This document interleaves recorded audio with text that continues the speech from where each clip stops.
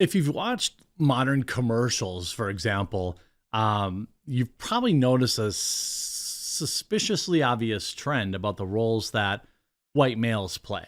They have basically been relegated to the buffoon, the goofball, maybe comedic relief in these roles. There's very few commercials in modern day, advertising that display a male, a white male, as a kind of a strong, um, stoic character. They still exist, but they're almost exclusively buried by commercials where every couple is every color of the rainbow.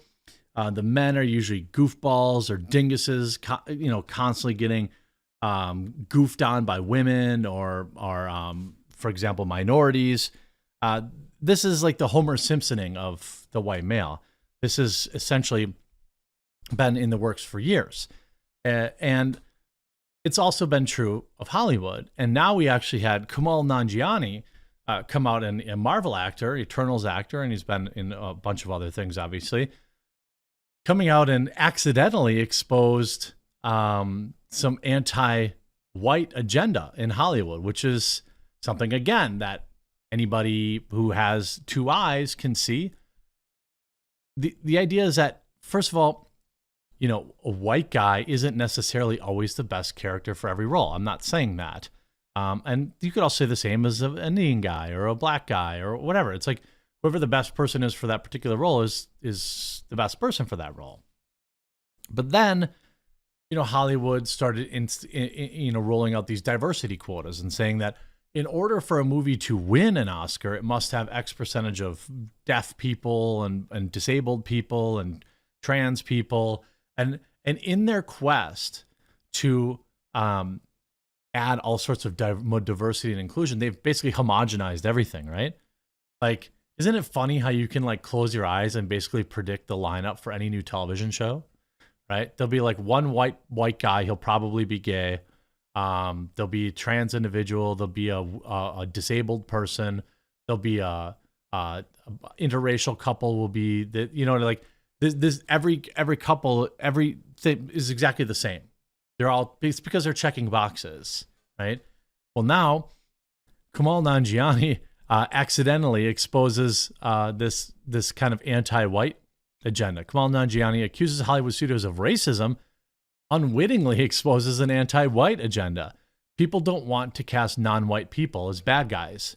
So Kumail Nanjiani is whining that, he can't get a job as a villain, but accidentally reveals it's because they reserved that role for white people.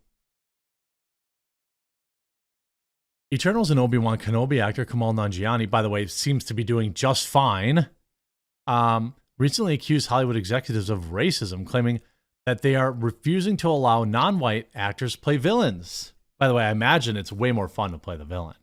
I just imagine, I'm not an actor, but I imagine that it is. In a lengthy interview with Esquire about his upcoming TV miniseries, Welcome to Chippendales, Nanjiani admitted to the fact that Hollywood executives and casting agents are not casting non-white actors in villain roles. Nanjiani first posited, I think that Hollywood now, even though they're trying to be more and more diverse, is still weird. Esquire's Henry Wong then went on to summarize Nanjiani's argument. The problem, Nanjiani wagers, is that good intentions can sometimes lead to misguided solutions. If the bad guy is a brown guy, what message is that sending? As it's framed by Wong in the Esquire article, Nanjiani concurred, telling him, and that's just as limiting as anything else. I want to play more bad guys. Well, okay, so white people were pushed aside for everyone else in every other role. They got relegated to the villain, and now he wants that too, right? Now, Kumail Nanjiani is not saying white people can't act in certain roles. I'm sure. I don't know. I would assume not. But casting directors are. So they're saying, well, no, we need to leave these roles for more diverse cast. We'll keep the white guys as the villain or the bad guy. But now that they're got their foot in the door or whatever, now they're saying, well, why can't we be the bad guy? Good question. I'm not saying you can't be. I don't think maybe Kumail Nanjiani might make a great bad guy. I just think it's funny that he, while complaining about one thing, he accidentally revealed, and like he's not saying, and their argument always be like, well, white people have had their day or whatever, and so whatever, it's not that big a deal. Okay, so it's not racist because reasons. Nanjiani then compared himself to fellow Marvel Studios actor Sebastian Stan, who not only plays Winter Soldier in the MCU, but is also able to jump out of the role and become a character named Steve, who is an organ harvesting serial bad guy in the Hulu original film Fresh. After briefly comparing himself to Stan, Nanjiani unwittingly revealed the anti-white agenda throughout Hollywood. The Obi-Wan Kenobi actor stated, Sebastian does these big Marvel movies, and then he'll play a psychopath. And I was told that's going to be hard because people don't want to cast non-white people as bad guys. By the way, that must be a new thing. There's plenty of like non-white bad guys historically in films, right? In fact, Wong claims that if the Welcome to Chippendales were not based on a true story, Nanjiani believes that the central role would have gone to a white actor. As Nanjiani notes, the anti-white agenda is an open secret in Hollywood. It's part of the whole representation agenda that these massive companies have adopted and began propagandizing on audiences. Amazon Studios' inclusion policy and inclusion playbook was touted by the head of Amazon Studios, Jennifer Salk, back in June of 2021. When she started, with the establishment of our inclusion policy and inclusion playbook, Amazon Studios has committed itself to being a thought and action leader in the transformation of our industry. But it's just so like formulaic now. It's like, I seriously, like every time there's like, oh, did you see this new show? I just know exactly what the cast is going to look like every single time. Like, and in every new show, there's going to be some hot girl on girl and guy on guy action. Everything, every show you want to watch, that's going to be part of it now. Even in what was the movie I just watched? The show I just watched, was it 1911? No, that's the form factor. No, 1899. Of course, there's like a dude on dude romance in there. Of course. It's not even special anymore. It's not even interesting when it happens. It's just like, oh, that's obviously Netflix doing what Netflix is doing. You know, enjoy your representation, buds. Yeah, I'm kind of spicy today. She added, we know how much work there is to be done to improve representation, both on camera and behind the scenes. That starts at home with us, with clear directives and a commitment to accountability.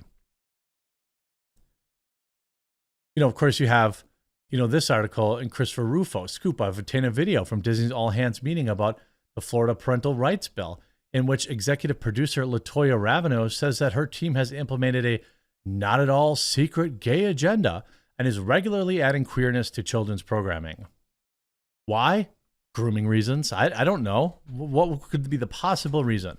More representation? What kid out there doesn't know about the LGBTQ community now? Are you kidding me? They're getting it piped right down their throats mainstream from China on TikTok every day. Is there some kid out there that doesn't know that there are gay people? Please point me in their direction. This whole representation is played out. And by the way, there was plenty of it in Hollywood, even in the 90s. Okay? Will and Grace was one of the most popular shows on TV. This is all gaslighting. Now it's like, oh, there's got to be a gay couple in every single TV show. Every single one. Why? Because. Well, yeah, but what? Are you a bigot? Wait, well, I was just asking. Why is it every single? Because we're talking about a very small percentage of the population. How come it has to be 100%? No, you're a bigot. Doesn't bother me none. The show's good. It'll stand alone on that. Whether or not it's good. It does not depend on who the characters sleep with. Unless the show is about that, which is extremely rare. But it's just so funny and eye-rollingly obviously bolted on. And the idea that, by the way, just, for the record, Hollywood had its worst year in like 100 years this year. I wonder why that is. Now, I'm not saying it's because of representation. I'm saying it's because they thought that's all that mattered. Hope you enjoyed this video. Thanks for bringing this to light, Kumal Nanjiani. Really appreciate you. Hope you enjoyed this video. If you did, make sure you leave a like on it. We'll talk to you again real soon.